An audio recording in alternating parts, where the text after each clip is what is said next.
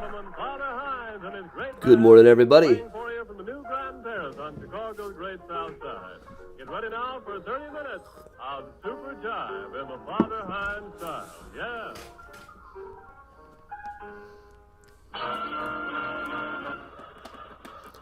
Good morning, everybody. Hey, Chris. What could this be? Hey, Deanne. It's the Limehouse Blues. Morning, Karen. Hey, Bart. Hey, Deanne. Hey, Timothy and Martin. Hey, Becky.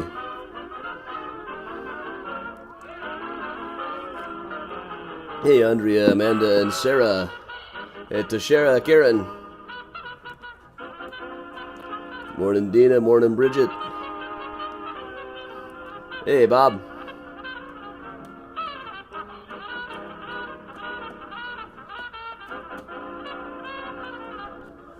Morning, Laura and Bob.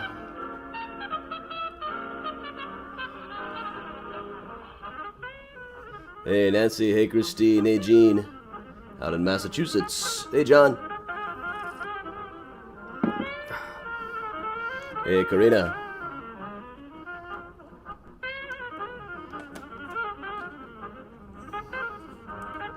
Hey, Kathy. Becky, no, we actually got pretty lucky. The rain stopped before the tour. And I maybe got a couple of drops the whole time. Hey, Kelly. Hey, Kathy. Hey, Melissa. Hey, Linda. Hey, Phil. Tina.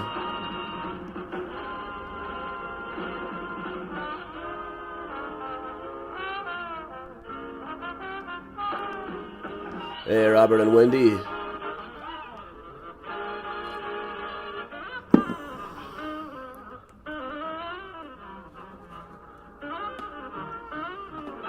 Good morning. All safe and dry here. Hey, Linda. Morning, Robert. Well, just a little sleepy is all I am.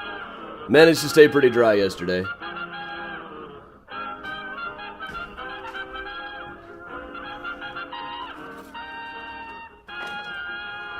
Glaire's getting in the way there. Morning, Charles. Hey, Vicky and Karen. Miles is stationed right behind the laptop right now.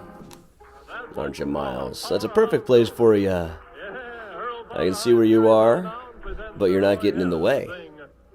Hey, Joanne. Hey, Karen. Hey, Vicky. Hey, Dad.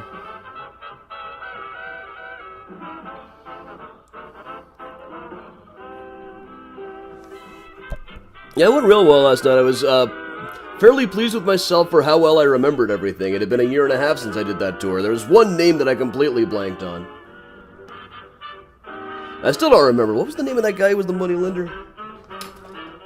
Like, no matter how many times I tell these stories, there still occasionally are names and faces that I just totally forget.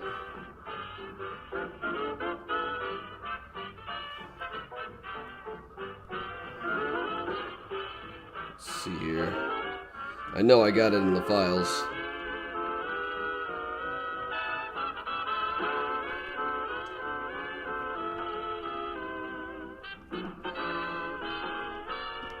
That's gonna drive me nuts. Frank Blackman. That's who it was. Alright, hey Todd, hey Octavio, hey Patricia, hey Audrey. Audrey, I don't think I'm early today. Hey, Tina. Hey, Patricia. Last night was a live one. It wasn't live streamed. Hey, Toby, Keely, Bridget. Morning, Renee. Hey, Roy, Marie.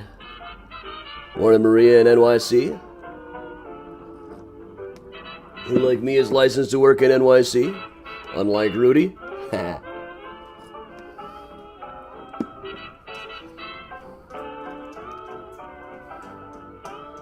Hey, Diana. All in, that would be cool.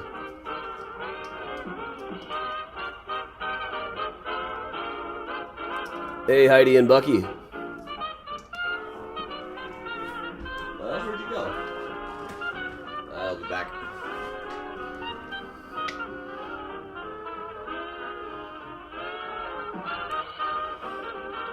Hey, Cheryl. Hey, Zap. Hey, everybody on YouTube and Twitch.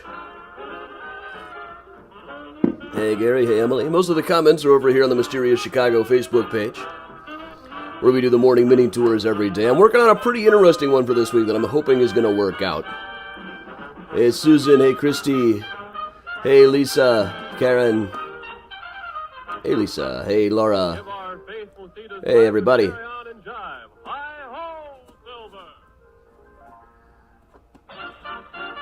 1 second here.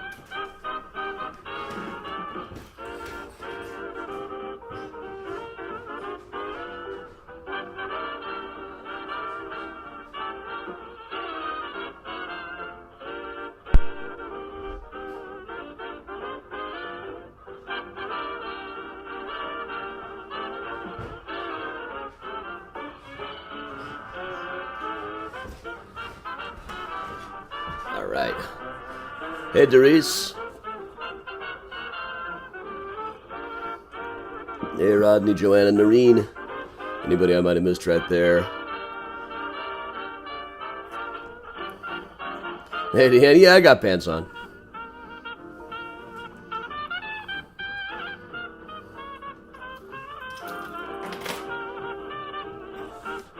Hey, Susie.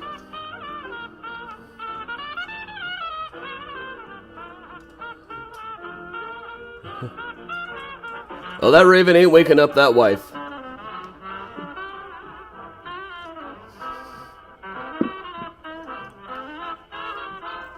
Morning, Veronica. A shout out to Ruth. Hey, Casey. Hey, Dina. Hey, Irene.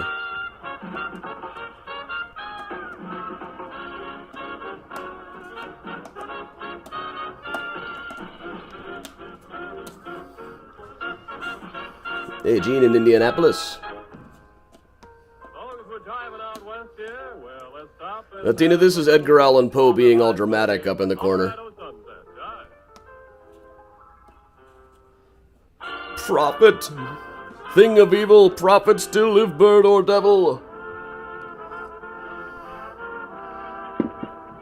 Hey, Heather, that sounds good.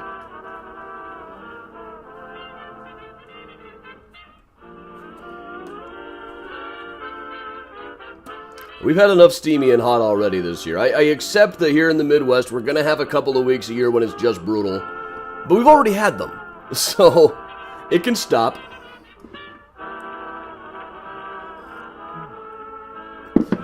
Is there no balm in Gilead?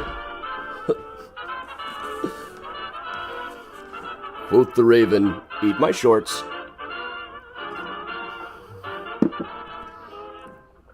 Now, this is from SNA's version of The Raven, which was essentially an Edgar Allan Poe biopic. There's a version of it online, but it's got the reels out of order, so it makes even less sense. We did a screening of it at SNA Studios a couple of years ago. Well, Layla hosted a screening. I just gave a speech ahead of it.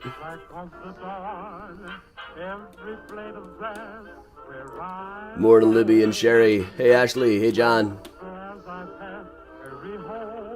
Rooftop bar at the Carbide and Carbon building? I am definitely there if that's for real. I don't know if they were quite ready for that yet. Hey, Lynn.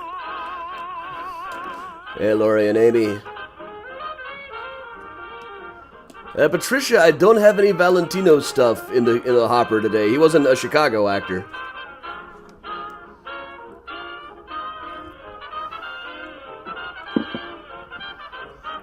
We're focusing all on the stuff in Chicago today.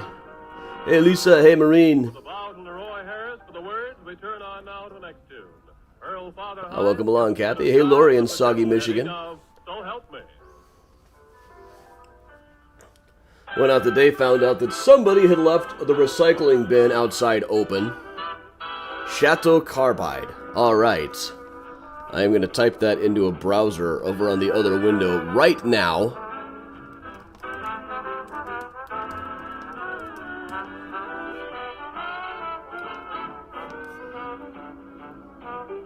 All be.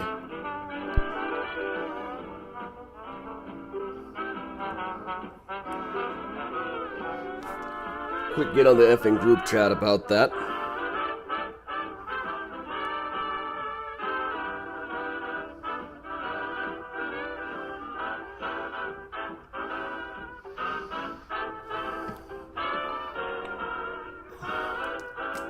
Hey, Kristen. Hey, Dave and Barb. Kristen, I got your request about the weather for next week. I've put in some requests. It's looking okay. Hey, Susan. Hey, Aaron. Oh, yeah, there's like 8 inches of water in my recycling bin. It was a mess. Hey, Tony. Hey, Cindy. Linda in Boston. Give it just a minute before we get going. Luckily, there's film screenings in this one, so I don't have to talk as much. I got home yesterday and I was alright. I was talking like this. Good morning, April. Hi, Karen. Susan's sister. Morning, Eleanor.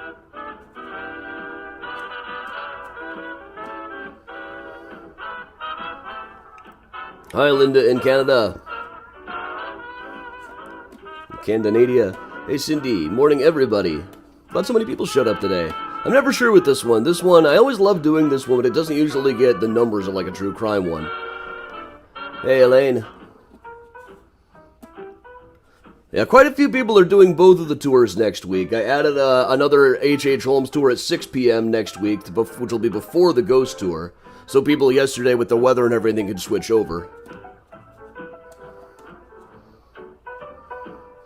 Susan, when I was working the boat tours, I had to have, like, a contingency plan in case my voice was down to nothing like this for the third tour of the day. So, let us now compare architectures as the ghost of the L tracks rumbles by like the ghost of Gene Krupa under the buttery cue ball moon. It hurts to talk like that, though. Hey, Grandma Belle. Hey, Julie.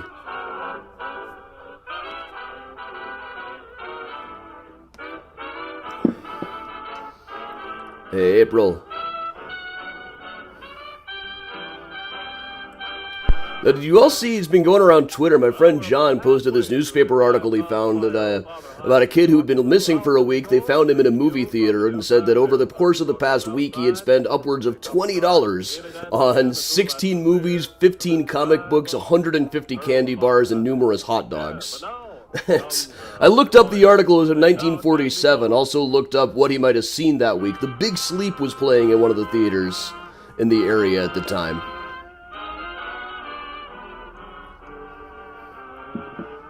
Hey, Joanne.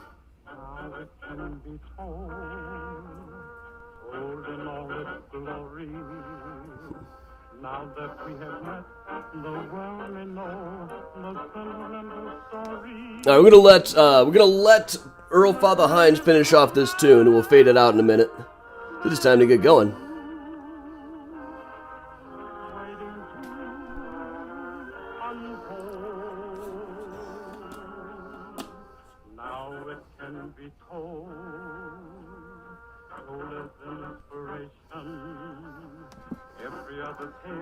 I was just thinking, you know, it sounds like such a grandpa thing now. When I was a boy, $20 would buy you 16 movies, 15 comic books, 150 candy bars, and all the hot dogs you could eat. Yeah, sure, Grandpa. Judy, every now and then I end up at a convention, usually if I'm moderating a panel or something. The kid's explanation was, I guess I just like movies. My friend John posted that. He's up to like 20,000 likes now. Even my reply to it got like 2,000 likes. It's insane. Awesome, Beth. Yeah, in between the two tours next week, we'll all have to hike back to the starting point.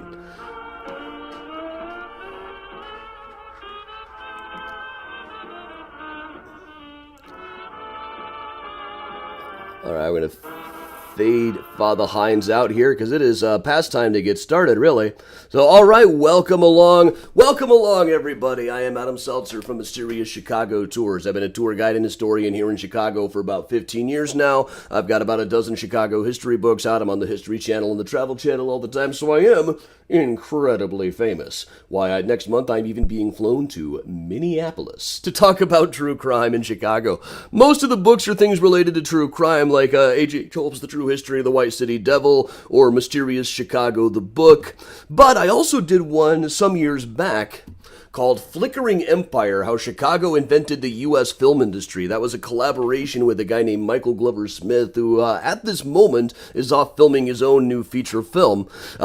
We realized that we love talking about our crime history here in Chicago. I love talking about our crime history here in Chicago, but there was also this period when Chicago was the place to go to make movies. In many ways, the U.S. film industry and the art form were more or less invented here in Chicago, and that had never been covered on more than a couple of magazine articles. Some of the buildings are still standing, and quite a few of the movies are still extant, but nobody had really done deep research on it, so we thought, okay, there's an opening.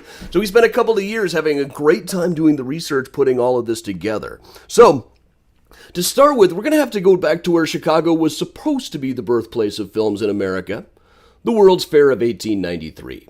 Difficult to impress upon people just what a big deal this fair was. You know, World's Fairs still happen now, but they're not nearly as big a deal as they were. There were something like 27 million paid admissions to the 1893 World's Fair here in Chicago. This is at a time when the population of the United States was 55 million. So just about the equivalent of half the population walked through the gates. And really the fair was like a preview for what the 20th century was going to be like. This was the first place that a lot of people saw, well, for one thing, electric lights. People had been reading about them for a while, but people who lived out in small farm communities probably hadn't actually seen one yet. Also, there were things like automobiles on display. And Edison intended for this to be the debut of another thing that would become a 20th century obsession, the moving pictures. In particular, he intended to debut his kinetoscope there. That was this kind of device where you peek into a hole, turn a crank, and then see a moving picture show. However, the guy that he had doing the actual work on it, Edison was notorious for farming out most of the detail work, was a guy by the name of W. Dixon.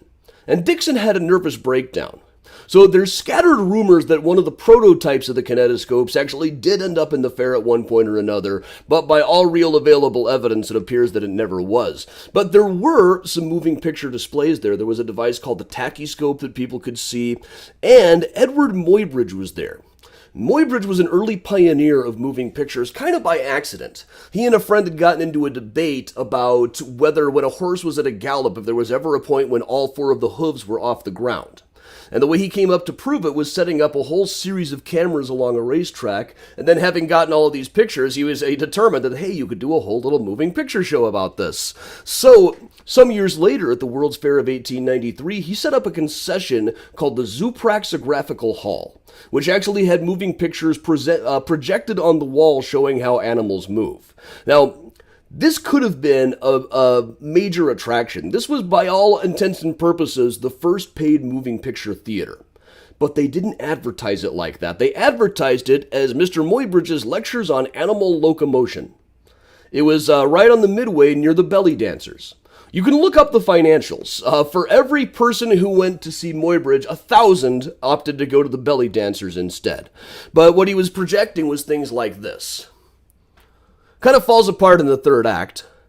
But it does show he was able to establish that at a gallop there are considerable lengths of time when all four hooves are off of the ground.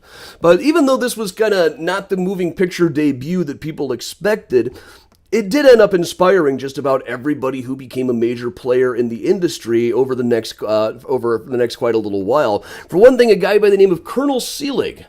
At least he said he was a colonel. He kind of picked his own title. He had been working as a phony spirit medium for a while, but walking around and seeing these devices, he thought there could be a future in this sort of thing. Ended up not only starting his own studio, but buying one of the automobiles that was on display here for use in movies, and buying the replica Columbus ships to make a movie called The Coming of Columbus in 1911. This was a 3-hour film in color, way, way ahead of its time. Now, I believe that there is a print of it still extant at the Library of Congress. I've never managed to see that one. Frankly, I imagine it's more of a historical curiosity, not something that you could actually sit through without cringing. But, you know, I could in fact be entirely wrong about that, too. You never can tell. So the kinetoscope finally made its debut in Chicago the next spring. This was on display at 148 State Street at a place that was known as the Masonic Hall at the time. It was right about like State and Randolph area. And the connections to the World's Fair, though, continued. A lot of the people who got filmed for these early kinetoscopes were people who had been on the Midway, people who had been giving demonstrations over at the World's Fair. Most notably, there was a guy named Sandow. And this was one of the shows you could watch in the kinetoscope, was Sandow the Strongman. He wrote an interesting instructional book. I can just like picture his voice. I have no idea what the guy sounded like talking, but reading the introduction, people write to me all the time and say, "Can I be strong? Yes, you can all be strong." Now you will also notice this is a nearly naked guy flexing here. This is what today we might refer to as a thirst trap. And in fact, it's notable that as soon as movies got started, they kind of went for the lowest common denominator. One of the other early Edison kinetoscopes was called Seminary Girls, which is very innocent and chaste. But any way you slice it, it's Catholic schoolgirls having a pillow fight in their pajamas. There's also one of them smoking a cigarette at one point. But this is what you would see if you paid your nickel to watch the show. So this was all 1894. 1896, the first movie ever filmed in Chicago was made. And I actually showed this on the H.H. Holmes tour. It was filmed the year that H.H. Holmes died, 1896. So the first Chicago movie was this, by the Lumiere brothers, who were actually European. They were sending a cameraman all over the country to film things like this. In Chicago, it was just a static shot of about 200 police officers filing past the camera. Of those 200, 197 have mustaches. Loach watch, here comes a guy who doesn't have one. They stick out like a sore thumb when they show up. Where is the guy? That whole first column is mustaches. There's the guy. Boy, does he feel silly. But this is actually a very well-composed shot. They picked an interesting angle for it. It's interesting to watch. It wasn't just like watching a horse walking around or anything. Like, there's another early Chicago shot that's just the corner of State and Madison, and really not much happens in it. It's not that well-composed of a shot. But this is pretty much what movies were like the first year or so when they started having when they started having things like this and projected films. So eventually, there was this guy by the name of George Spore, and the legend has it that he went to see a kinetoscope, poked his head down into the peephole, and while he was down there turning his crank, somebody picked his pocket. And he thought, there has to be a better way.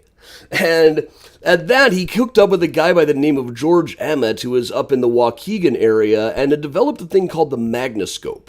And this was a thing to project images onto a screen so that more than one person could watch them at a time. I mean, it didn't take that long once they figured out the economics. It made a lot more sense to show a movie to 300 people at once than to one person at once. And very quickly, things started to grow. But if you go back and look at all of the early articles where people talked to Thomas Edison about this new moving picture thing, every reporter thought up the same thing. We could use this to record prize fights. It's difficult really to imagine now just what a hold boxing had on people's imagination in the late 19th century. If there was a big title fight, it would get 3 or 4 pages in the newspaper the next day.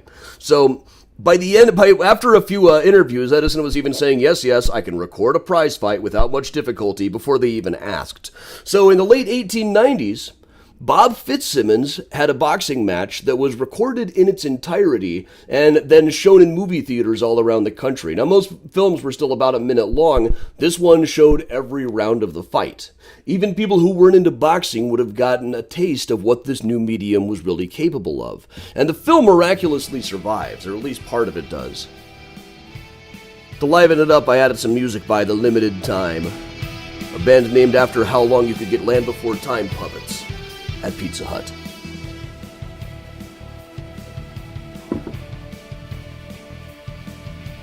Fitzsimmons ends with his famous solar plexus punch.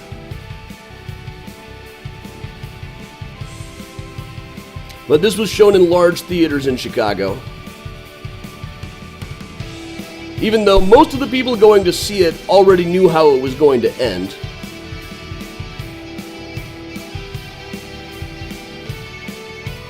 But by all accounts, people reacted just like they were at the original fight.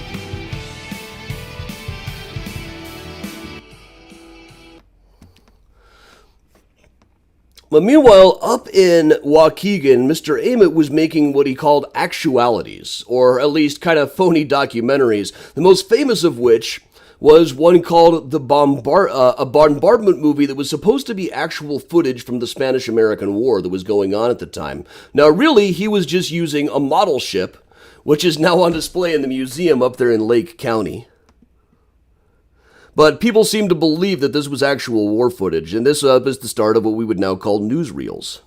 So this was the building where he would film. The difficulty at the time was just getting enough natural light. Electric lights were not quite at a level yet that you could really get enough indoors to get a good shot. So they would have things like, you can see the roof opens up here to let in the maximum amount of sunlight. And over the course of the next decade, Spore in particular got involved with things like the Great Train Robbery, which he worked with a guy named Bronco Billy. This is famously ended like this. There are lots of amusing anecdotes about people freaking out when they saw that shot. But one of the stars of it was a guy by the name of Bronco Billy Anderson, who is not only in the crowd here, trying to run away and doing a really dramatic death scene that he supposedly lobbied to get to do. And also there's a scene where the bandits come in and make him dance, which would eventually be a real cliche of Western films.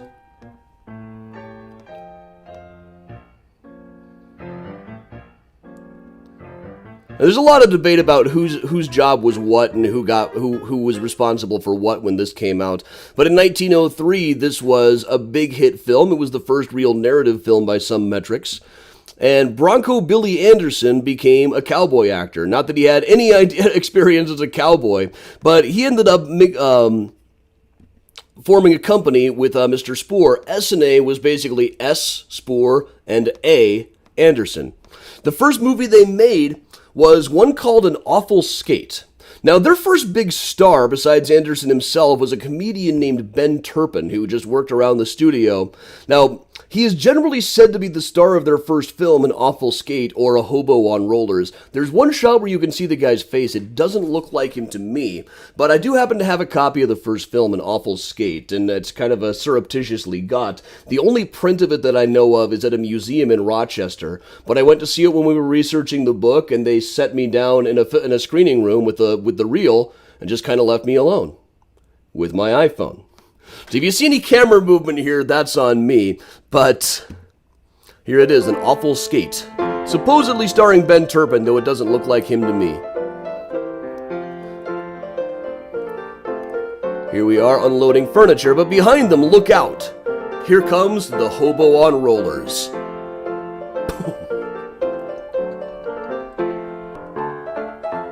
I've seen this so many times and it's funny every time.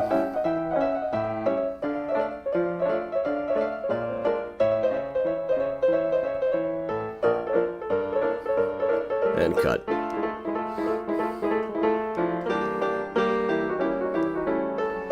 Meanwhile, elsewhere in the Old Town neighborhood, now this time the office was on Wells Street near North, so this was presumably filmed around here. Here they are with their chickens, but behind them, boom!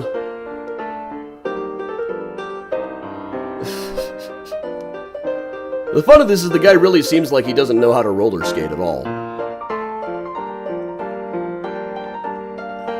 And here's a washerwoman, here's some jerk who just comes by and decides to beat up the washerwoman. There's this giant wash tub here. We modern film consumers know exactly why there's a wash tub here. And why she would stand there with her butt facing the wash tub. 'Cause here he comes!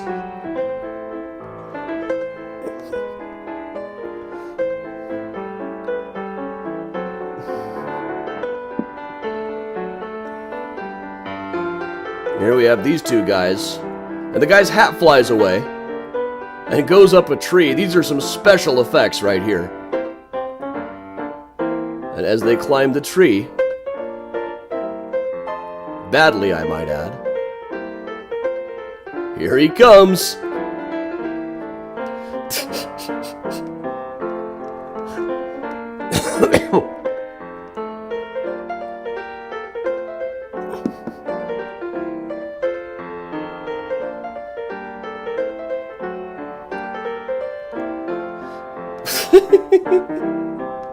You do get a good shot of his face here. It doesn't look like Ben Turpin to me.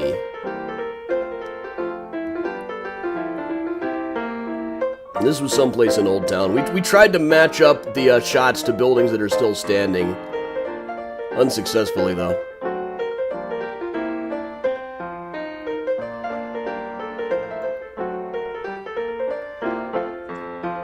Here he's being chased not only by the policeman and the hat guy, but all the kids they could round up in the neighborhood. Including a couple of them who didn't get the message that you're supposed to run after them, not look at the camera. Alright, but Selig Polyscope, Colonel Selig's motion picture studio, started right around the same time, just watched what SNA was doing, and made their own version of this. This one I've trimmed down a little bit for modern watching. It starts with a long shot of a guy being given a pair of roller skates that goes on way too long. But they made their own called the Rollerskate Craze.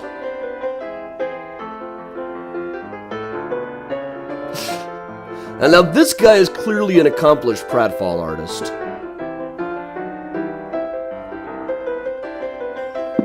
He seems like he knows what he's doing. That's just me doing a bad job with the camera work here. I didn't know at the time I was going to be showing this to people. Well, you know, there's a lot of similar shots here. The costuming's better on this guy.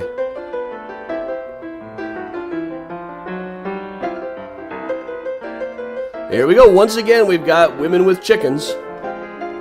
Pick a little, talk a little, pick a little, talk a little, pick a little, cheep, cheep, cheep, cheep, cheep. They do a better job of showing the chickens in this one. This was probably up around the Ravenswood area. But here he comes. Clotheslined him!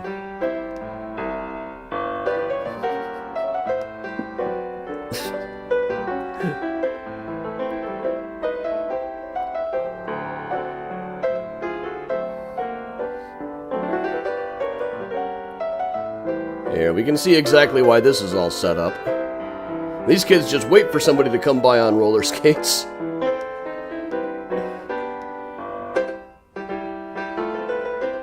Alright, I got 20 bucks. Let's go see 149 more movies. Of course, there's a police officer. Chaplin famously said, all I need to make a movie is a park, a policeman, and a pretty girl. Helps if you got a pair of roller skates, too.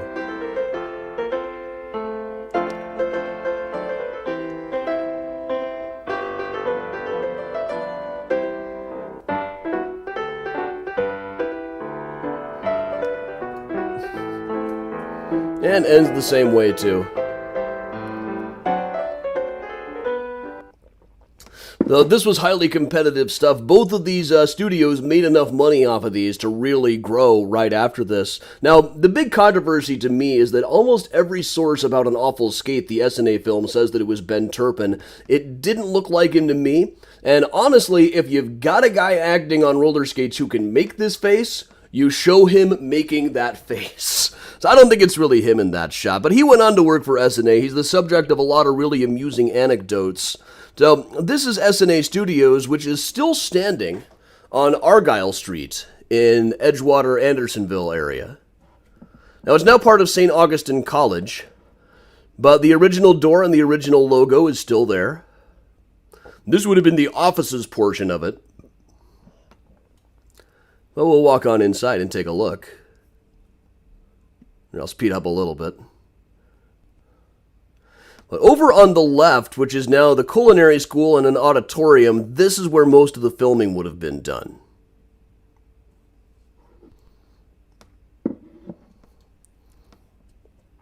Let's see how far it'll let me walk back in here. Just on the other side of this is St. Boniface Cemetery. There's one great anecdote that Mr. Spore one day saw Ben Turpin taking some flowers that had been used as props over to the cemetery.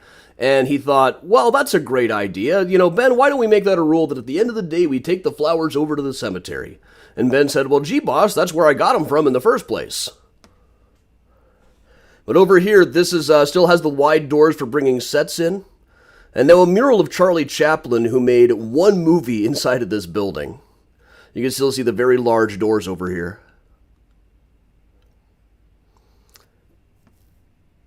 And the first time I went to see this place, the inside looked like this. Just a big open room with a wide curving bottom wall, still clearly for use as a studio. Hadn't really changed a whole heck of a lot. I always want to call it the sound stage, but this was silent films. There wouldn't have been sound involved.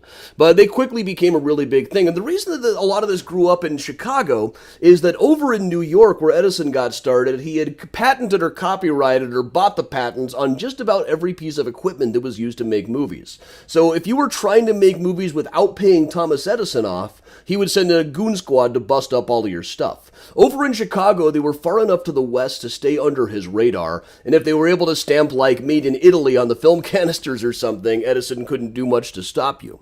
So this became a booming concern. They fielded one of the first really big film stars, Francis X. Bushman. The grandma on Beverly Hillbillies was always talking about Francis X. Bushman. He did one of his last screen appearances was on the 1966 Batman show, where he played a silent film collector. Well, he used to drive around the neighborhood in a purple limousine with a spotlight on the dashboard so everybody could see him as he went.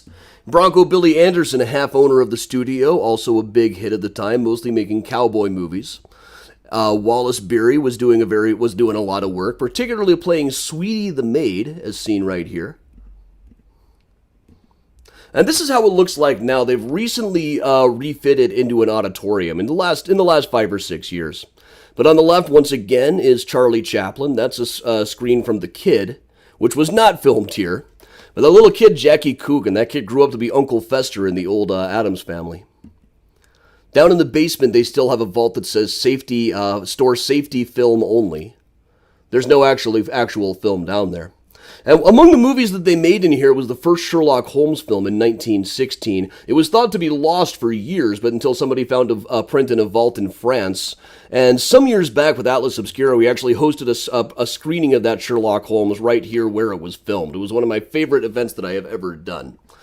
But S&A generally, like most movie theaters at the studios at the time, focused on short films, including this one called Mr. Flip, which is said to include the very first pie-in-the-face take in a movie. You can see that same logo that's on the doors. So this guy, Mr. Flip, just comes in and acts like a jerk.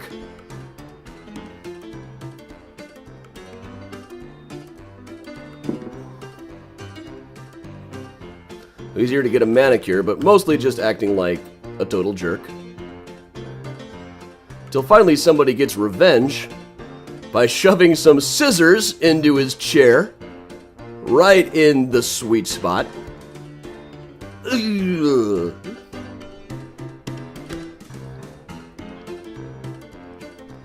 Anybody who's worked retail has had customers they wish they could do that too. So he goes to another retail establishment to be an even bigger jerk.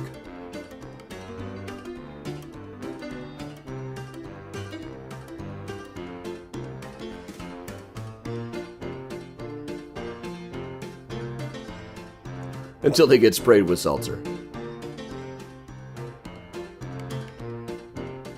So nowadays he'd go right on Yelp. Some managers are just so paranoid about getting a bad Yelp review that they'll let anybody act like this. Here comes the most famous moment in the film. The reason it's not just a curiosity. I doubt it's really the first pie-in-the-face take, but it's an early one. And it's nice because the guy deserves it too. But at the same time as movies like this were being made, people like Charlie Chaplin were figuring out that you can still do vaudeville and slapstick if it's a character that the people emphasize with. Over at Keystone Studios, Charlie Chaplin developed his famous Little Tramp character, but then was lured over to S&A. When his contract with Keystone ran out, he was starting to take meetings with everybody. One guy sat him down and said, "So the word is, Charlie, that you aren't signing with anybody who won't give you a huge signing bonus." Chaplin hadn't thought of that yet, but he said, "Yes, that's exactly what I'm doing." Finally, representatives from S&A offered him a really big bonus and a really big salary, and lured him over here. Here he is with Bronco Billy and Francis X. Bushman. He's in the middle there, outside of his trademark character. But he got here, he wasn't happy at SNA at all. He spent his first couple of days just trying to find Mr. Spore to get his bonus, which he was kind of stingy with. And also when he showed up, Luella Parsons, who was working the desk at the time, would later become a gossip columnist and a feared Hollywood power broker, handed him a script, and he said, I don't use your scripts, I write my own movies. So he spent the 3 weeks that he was here working on a movie called His New Job that used all of the other major SNA players. Here he is with Ben Turpin. And here's a shot of him with some pipes in the background that you can still see around the building today.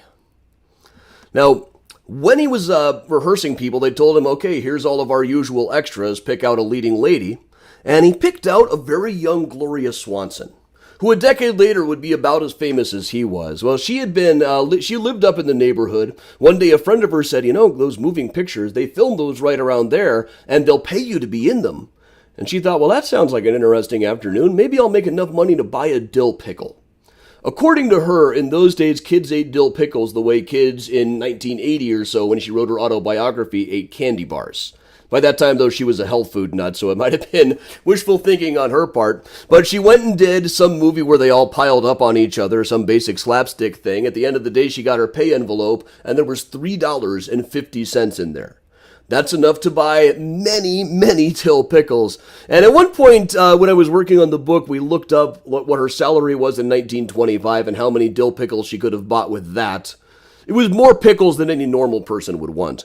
But Chaplin selected her to be the leading lady in the film, but she ended up not liking it. They did a bit of rehearsing. There's a couple of photos of them rehearsing. Couldn't find a really good shot of it. It's just as it appears in his autobiography. But after a couple of minutes, she looked at him and said, Mr. Chaplin, I'm sorry, I just don't see what's funny about this. So she was relegated to a background role instead. She was supposedly looking for more dramatic things herself than just kicking people in the pants. But I will show just a few clips of His New Job here. See, here's Chaplin, the little tramp. That's Swanson in the background on the typewriter. And he is trying to get a job at Lodestone Studios. Clearly a takeoff on Keystone, where he had worked before.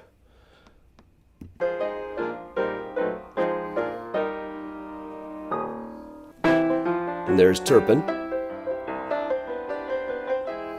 And most of it's just slapstick like this.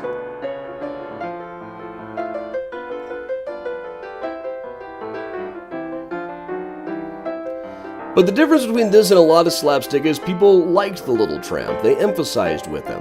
They rooted for him. It was funny when he got hurt, like with anybody.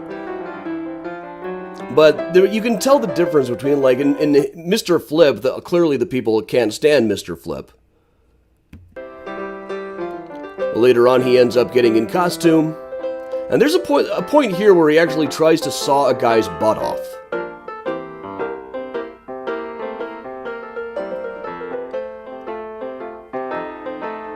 There's one thing Chaplin intuitively understood was, butts are funny.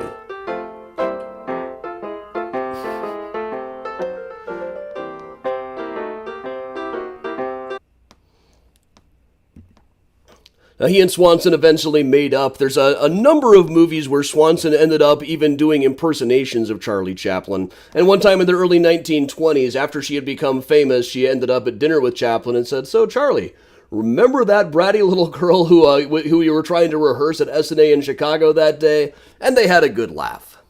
Now, Chaplin was only in Chicago for about 3 weeks. They brought him in here to work in late December of 1914. That was a particularly cold year, and they had brought him from California to Chicago. He made the one movie, His New Job, then filled out the rest of his SNA contract at their plant out in Niles, California instead. He told an interviewer out there, I'll miss my friends in Chicago, but it's too damn cold. So to replace him, SNA, by now Chaplin was becoming a huge star that SNA could barely even afford. To replace him, they brought in a French comedian named Max Linder, who made a handful of movies but was not really in the best of health by then. But I think his work is actually really funny. Here's a clip of Max Wants a Divorce. He reminds me very much of John Astin playing Gomez Addams. Like, to such an extent that I was, like, trying to figure out, could Aston have even seen these?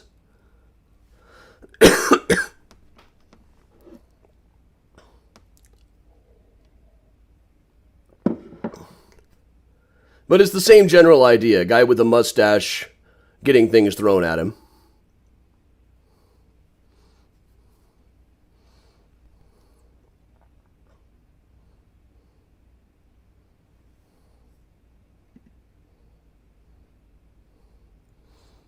Let's really add some music to this clip.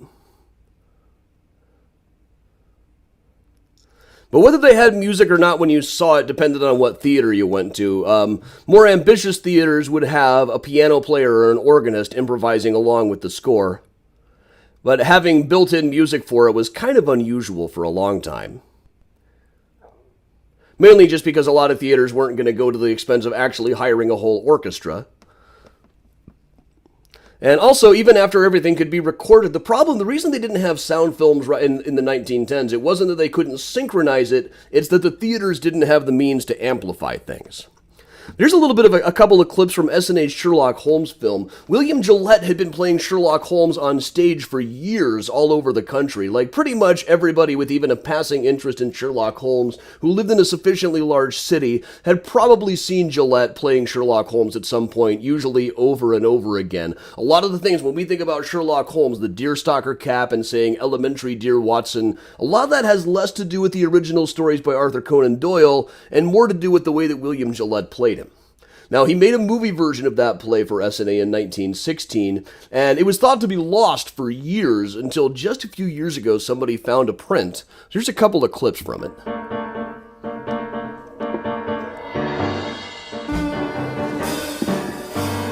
With a score that's been added in modern times. You can imagine these flash effects were probably really cool on stage.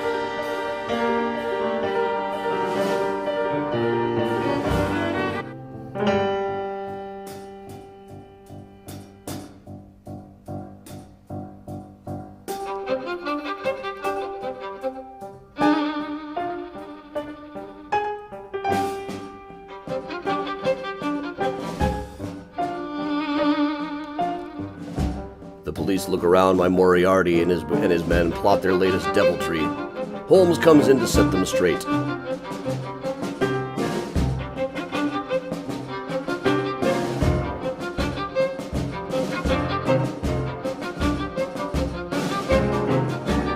I love that the cops actually listen to him.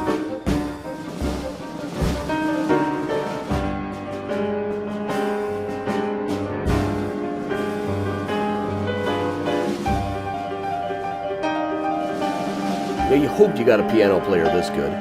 The gang was caught in the cellar, but Moriarty got away.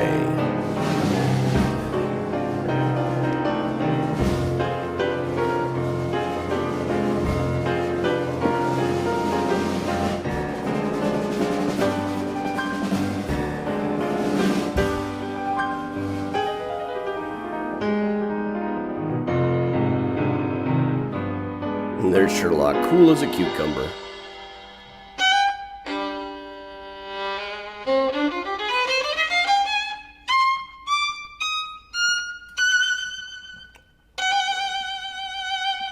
And takes back the wallet that was stolen.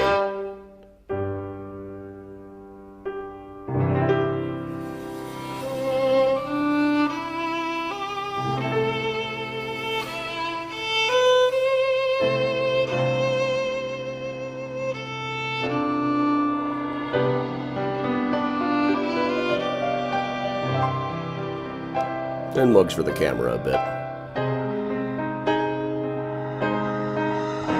And some places would have broken it up into a serial. Others played it just all at once.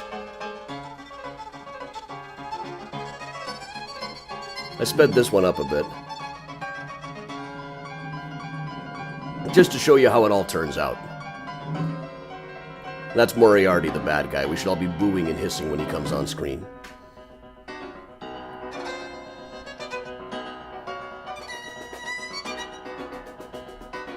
Billy is one of the Baker Street Irregulars, the team of street urchins that Sherlock hires to be his eyes and ears.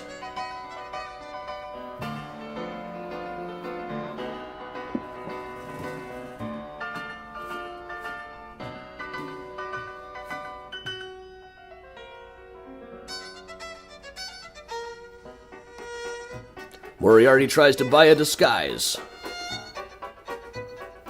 But Billy hears.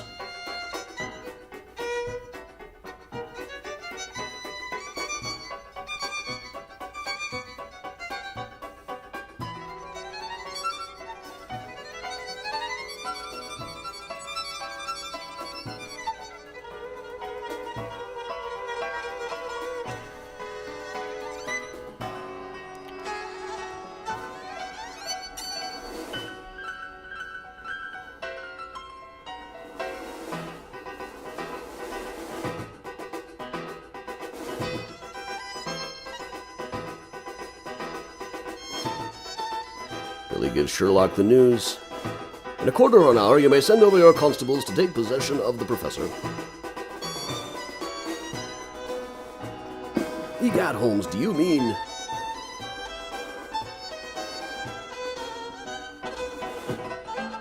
Kind of a problem at the time they spent way too long on just showing people talking.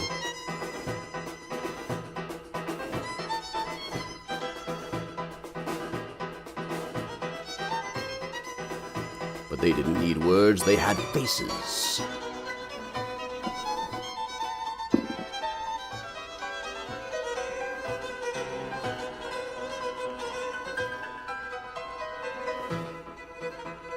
And Sherlock just as concerned about his clothes as catching the criminal.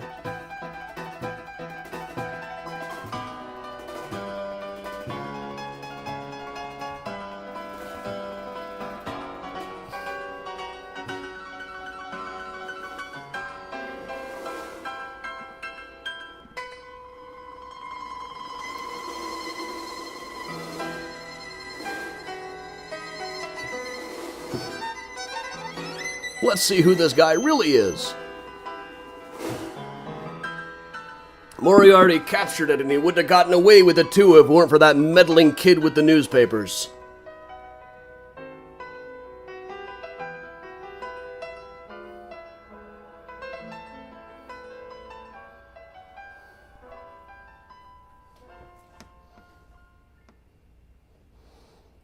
All right, I see a comment about lip readers. They always did have lip readers in mind when they were filming. There were a list of tips that went out saying, don't swear. People were tempted to just swear a blue streak when they were being filmed, but they had to be reminded there are going to be lip readers out there. They're going to know that you're swearing.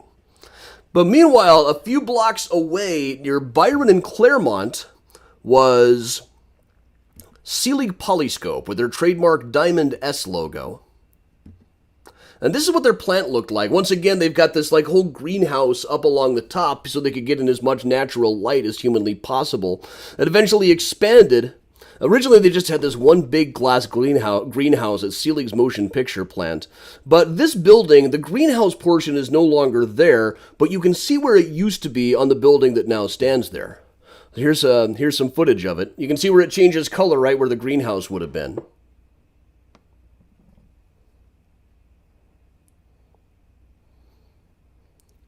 Now, at one point, Selig had this entire block. They had artificial mountains. There was an artificial lake. And today it's been turned into condos.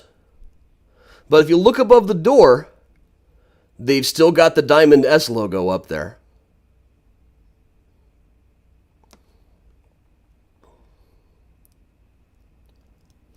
When we first went to check this place out, it was 10 years ago now. But here you can see the different colored bricks where the greenhouse portion would have been. You can line them up too right there. On the inside, they had some film canisters. They weren't original or anything. They were just decorating the lobby like that. And some people knew about the history of the building. Generally, they knew it had something to do with silent films. The rumor around the building was that Charlie Chaplin used to own the place. One of several places around Chicago that Chaplin is said to have owned for no real reason at all. And here's a view from up on the roof. You could see over here was where the artificial lake would have been. Down in the basement, they still have a really hardcore water pumping system because the place was built to power a whole artificial lake. But among the things that they filmed, they also specialized in shorts, but they also did a lot more experimental things. One of the more famous ones that wasn't thought to survive when we were doing the book, but there was one called The Kiss. which was said to be the first instance of black actors kissing on camera. And at the time we thought it's lost, and that's probably for the best, because we imagined it was probably going to be people in blackface or something horribly stereotypical like that. But I'm very glad to say that we were really wrong in guessing that. So a print of it was found, and it is actually magnificent. Watch this.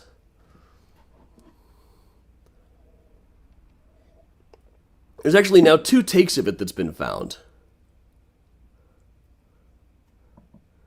But it's just this wonderful shot of 2 very happy people.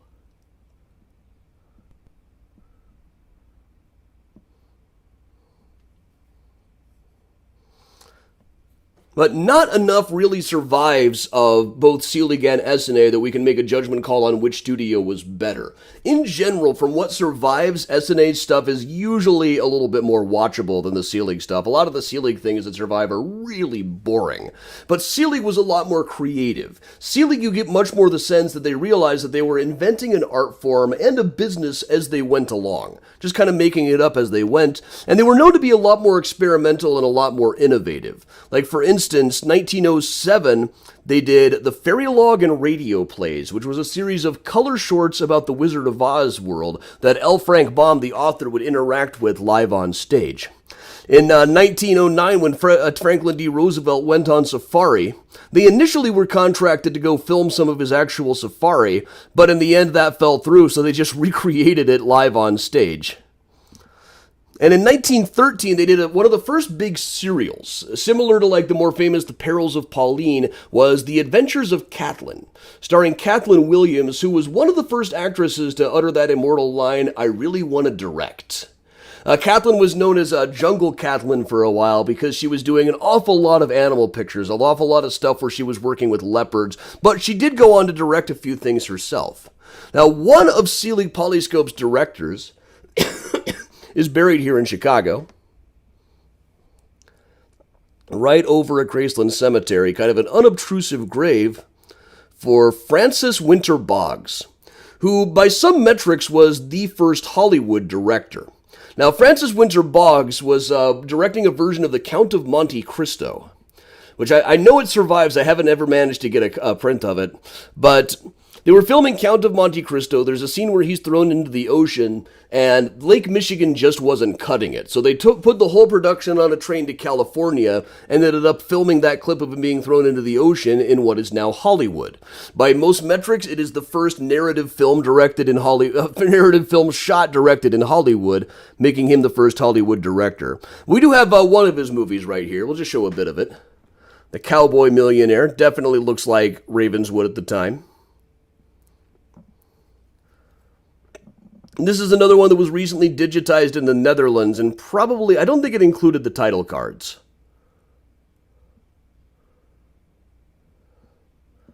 I like the guy who's just kind of standing in the background there. But this one I find is mostly interesting just because you can tell we're in Chicago here. I still feel like I could probably line this up to something around the Ravenswood, Lincoln Square area.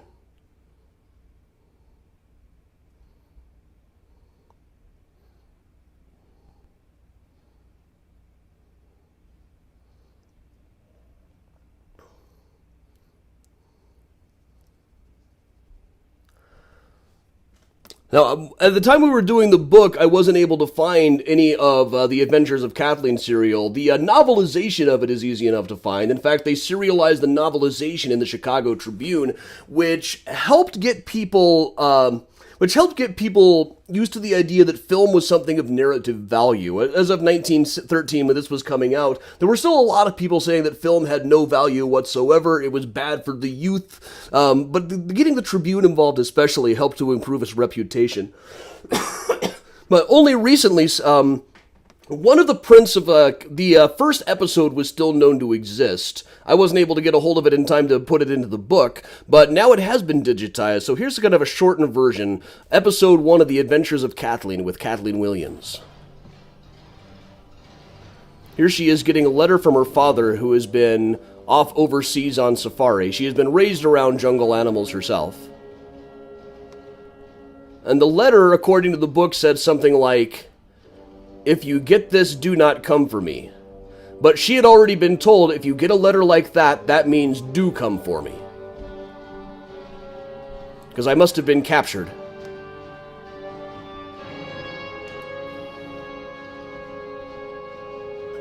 So she immediately makes arrangements to sail over to look for her father.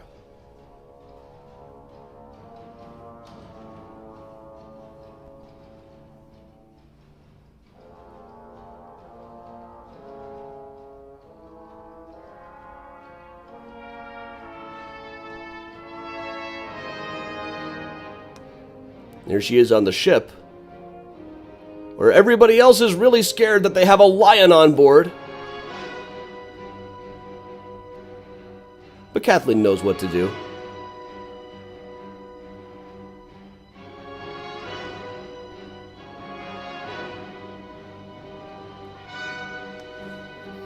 Meanwhile, her father has been taken prisoner by the evil Prince Umbala,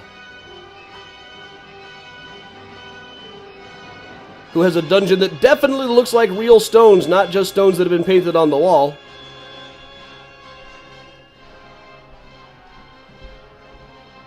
Of course, that's about the least problematic thing about this. So she arrives, and Selig always had a whole menagerie of exotic animals on hand. Eventually, he would try to make a whole zoo in Los Angeles. Kind of the first LA theme park.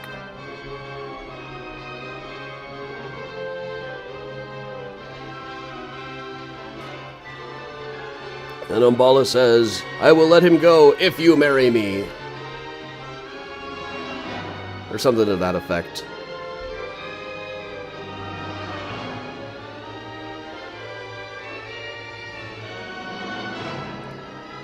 Or possibly it was, "These are your father's ashes."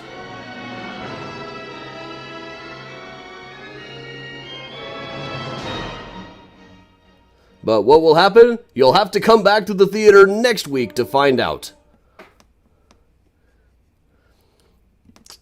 Alright, now, around World War I, the money you could make making these things started to fall apart, and meanwhile, movie studios were figuring out that in California, you could film all year round, and you could have real mountains, at least near enough by. You could have real oceans. So, just about everybody, by 1920, almost everybody had moved out of Chicago and worked full-time in Los Angeles.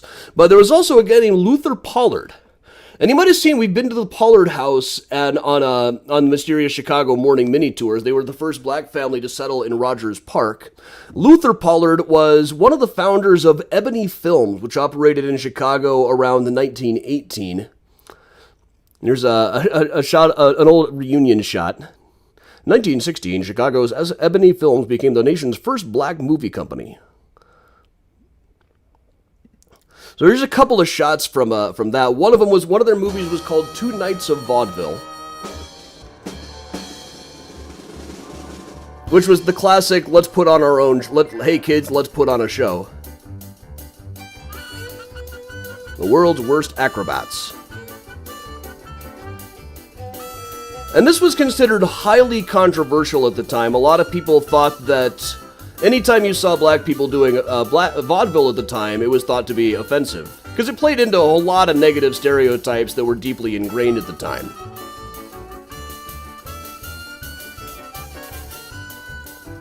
Which you can understand where they're coming from. It's also not fair that they shouldn't be allowed to do the same physical comedy as everyone else.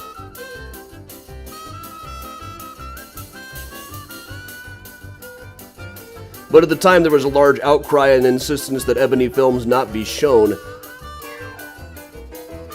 This is really excellent physical comedy, too.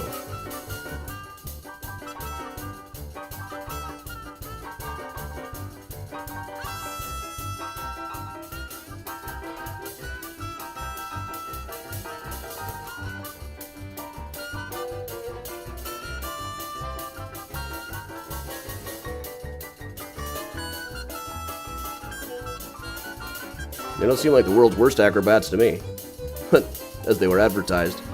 But again, this was highly controversial, and in fact, there was even an editorial saying that anyhow, the films themselves are what is commonly called crap. Harsh, especially for 1916. But I'm kind of reminded about in the 1950s, there was the TV show The Sound of Jazz, where I remember there were groups that were really, really upset that they had people dressed just in street clothes instead of formal wear. It was just a matter of whether you or not you were reading the room at the time. But around the same time, a filmmaker named Oscar Michaud became one of the first really important black filmmakers, also operating out of Chicago. He made a movie called Within Our Gates that was seen as specifically a response to the film Birth of a Nation, which was incredibly important in the development of film, but also horrifically racist. So Oscar Michaud made a film called Within Our Gates that also was thought to be lost for years until it was finally found. And here's just some clips from that. And this is A Crooked Preacher, which having something like that in a film was also controversial, A Crooked Preacher.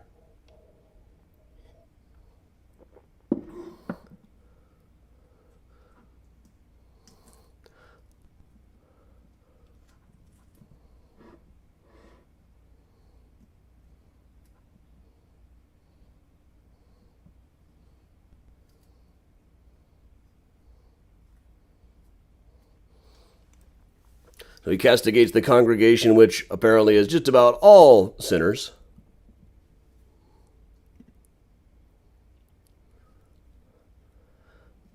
But then old Ned the preacher goes to pay a call on a couple of people who are concerned about this new trend of black voters.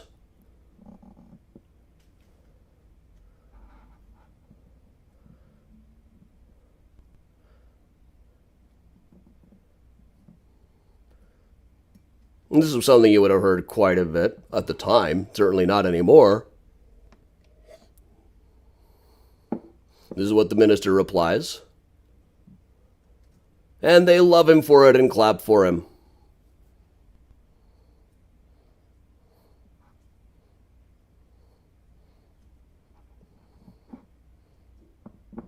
In fact, they love him so much that they think it's hilarious to kick him in the butt while they can, and he has a good laugh right along with them. But then, as soon as he's back behind closed doors, some excellent acting right there.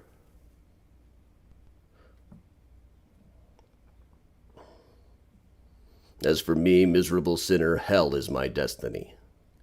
This would have been 1918. This would have been way ahead of its time.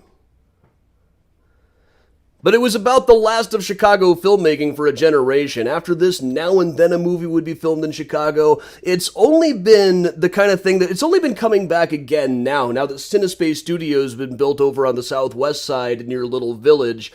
Filming in Chicago is back in a big way. In fact, just last night, while we were waiting for the Devil in the White City, Devil Downtown tour to start, a truck went by with a whole bunch of vintage cars from the 1980s.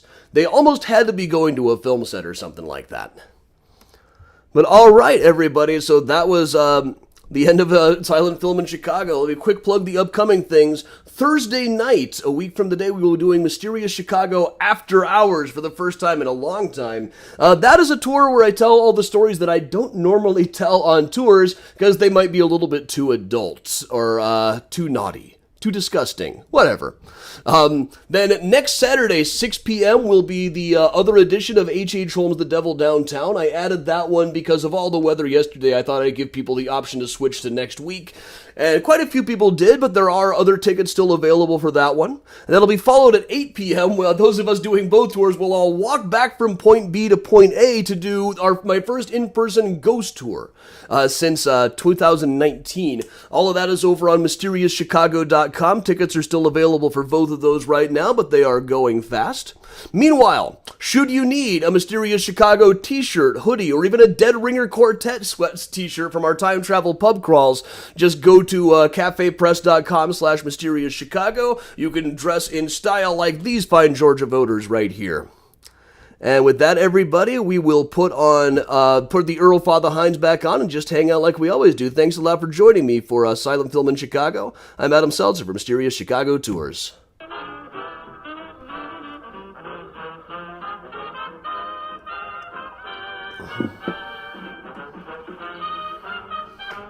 Thanks, everybody. Joanna, I'm not going to lie, it's going to be a lot of steps. I'd say we're going to get about 6,000 to 7,000 steps over the course of those 2 tours. Thank you, Laura. And I'll probably be... You notice I don't have one up for next Sunday yet. I don't know if I'm going to. It'll be the 4th of July. It's hard to compete with that kind of stuff. And I might be exhausted from Saturday night. But we'll see.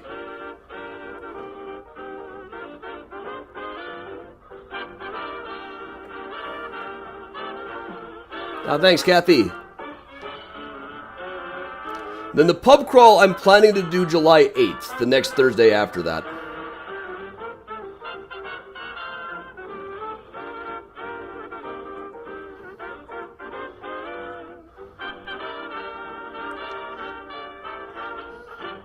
Thanks, everybody. Thanks, Lorena. Thanks, Jackie.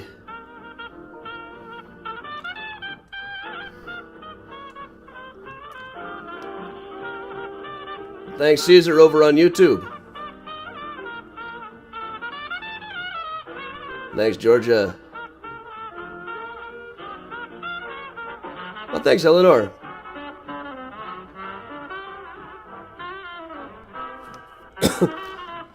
Laura, it probably will be a pre-birthday celebration. It'll be within a week of my birthday anyway.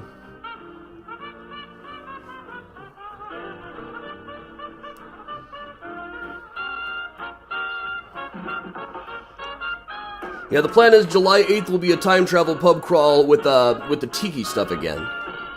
Tiki themed.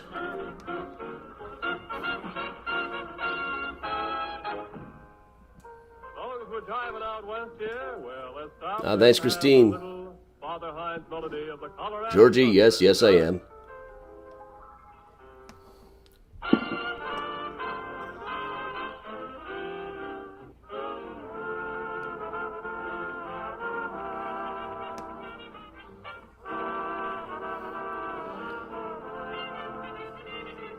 Oh yeah, Melissa and Elaine, just a while ago, Aiden was telling me about, now these are selling jeans that already have holes in them. I'm like, yeah, we did that in the 80s. And he was like, no, I mean, they're like really ripped up. Like, yeah, we did that in the 80s. How long do you think the H.H. Holmes tour usually goes to about an hour and 15 minutes. Up to an hour and a half. But this time I got to be able to jet back to, but even if it goes to 7:30, I should be back in time to check people in for the next one. Carol, no, I haven't been to that one.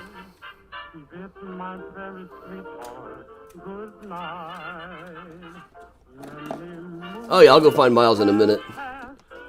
The beginning, Miles was up behind the laptop.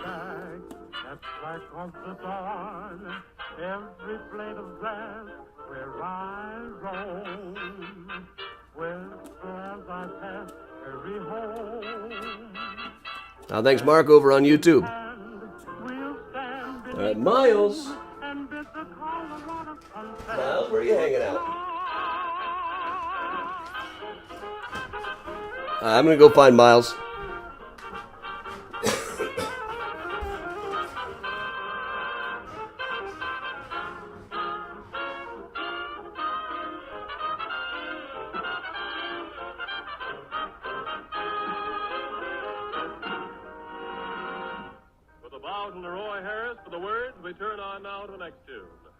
Father Hines gives us a bit of jive under the general heading of So Help Me.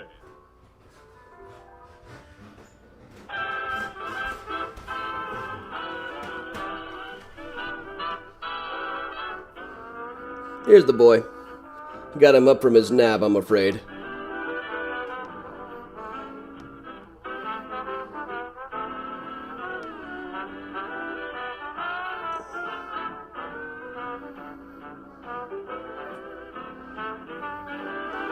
Now, Laura, last I saw, they were still playing those silent films at the old Main Street exhibit at Science and Industry. They were showing a Buster Keaton one that kids always think is Chaplin.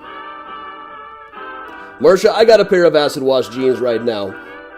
They're coming back into style. Aww. He's already done a lot of playing this morning, so he's going to be tired.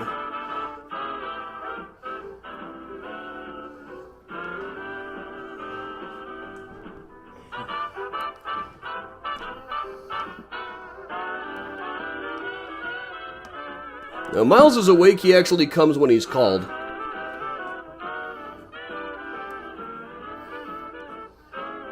Thanks for coming, Marilyn. Octavia, we tried to put... Ronnie loves the way cats look in collars, but Miles did not like it.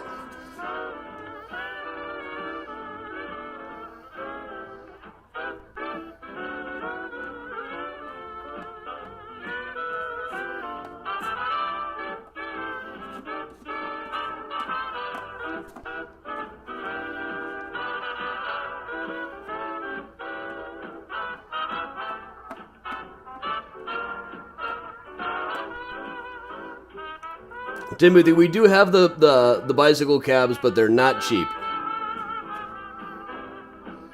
Congrats to your folks, Ellen. Happy anniversary.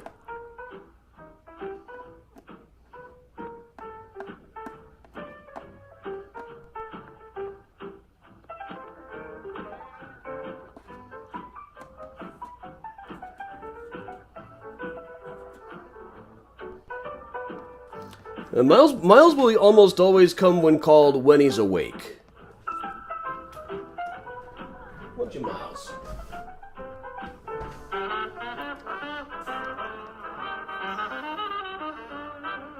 Hey, happy birthday, Alex.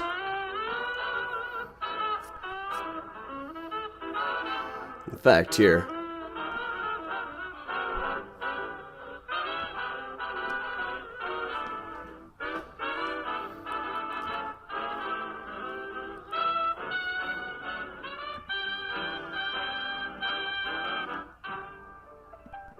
Let me show you an example. I just actually filmed this.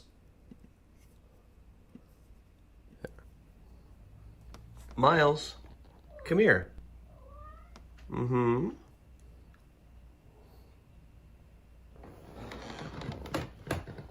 Yeah.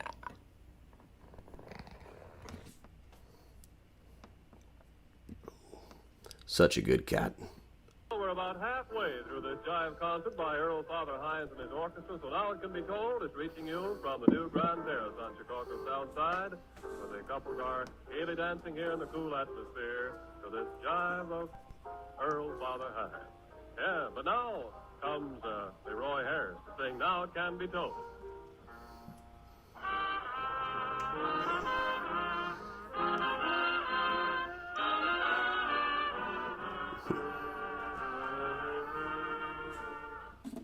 It can be told, old in all its glory. Now that we have met, the world may know the sentimental story. Oh, Jackie, that's not even a fraction of his toys. He's got so many toys. Just yesterday he was playing fetch with me. I was sitting in my chair. I'd toss a toy mouse out into the hall, and he would run and grab it and pick it up and bring it back to me. Which he hasn't done in a long time. He did it when he was first a kitten.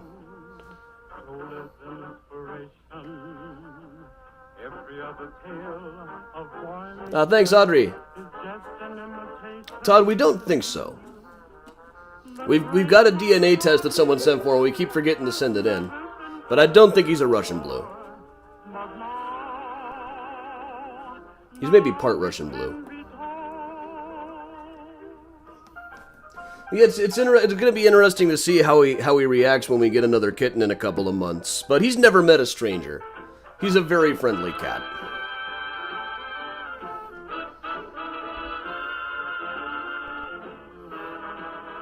Thanks, Molly.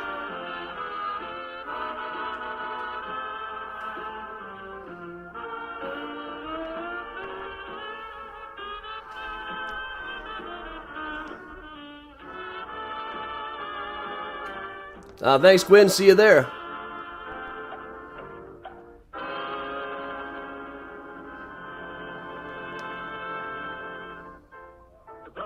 Does he respond to comrade? I've never called him that, so I don't know, but... Comrade! Did you hear that? I said that he's right down here right now. I said, comrade, and he slowly looked up and meowed. Comrade? No. He's looking for some playtime. The waterfall is singing, loving arms are flinging. There we go. Beside a moonlit stream. He's so fresh from his nap. My heart is a tom-tom, beating so fast. If this is only a dream. And when if people bring books, of course I'll sign them. Forever, darling. Here we go. Sweetly, that you are mine completely, beside a moonlit stream.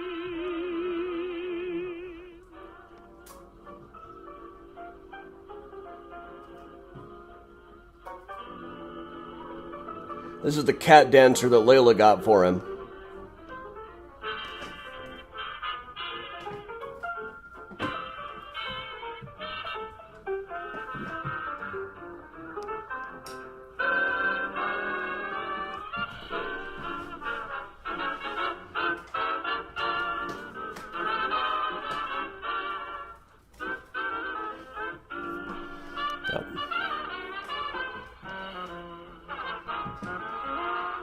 I haven't tried giving him vodka. I don't think he'd like it much.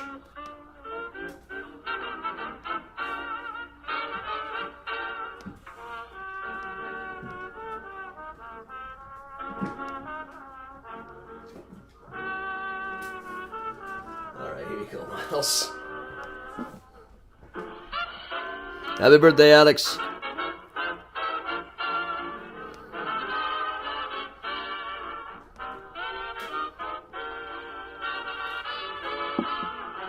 Yeah, Heidi, that's the wire thing with some jute twine or something at the end of it.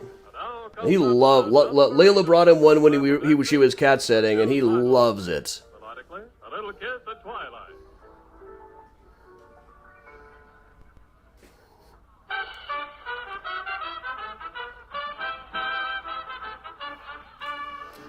Now, Charlotte would have liked Fabergé eggs. She loved knocking things down.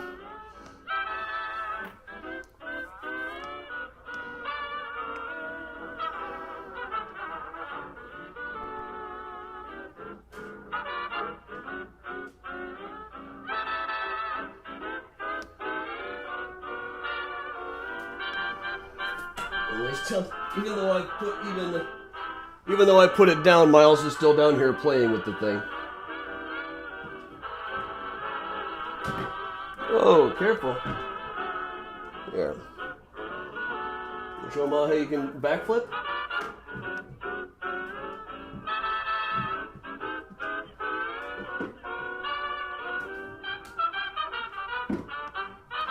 Yeah.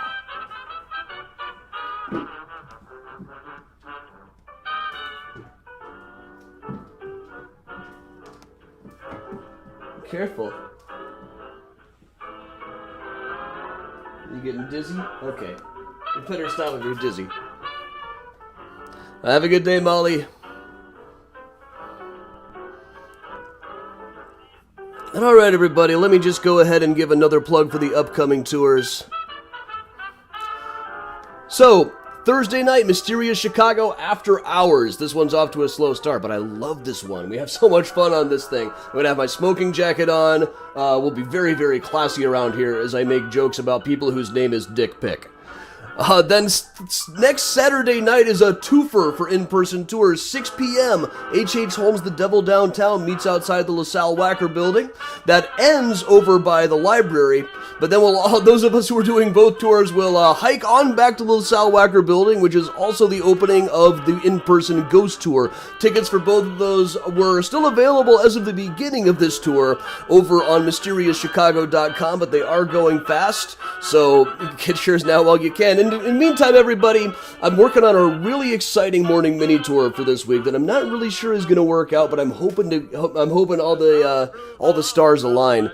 Though, until then, everybody, we'll be back with Mural Monday tomorrow morning on our morning mini tours here on Mysterious Chicago's Facebook page. Those are every day at 10 o'clock Central, so we will see you back for one of those tomorrow. In the meantime, thanks for joining me today. So thanks a lot. I'm Adam Salter from Mysterious Chicago Tour saying stay safe, stay dry, stay cool, and of course, if you can, stay spooky. Thanks, everybody.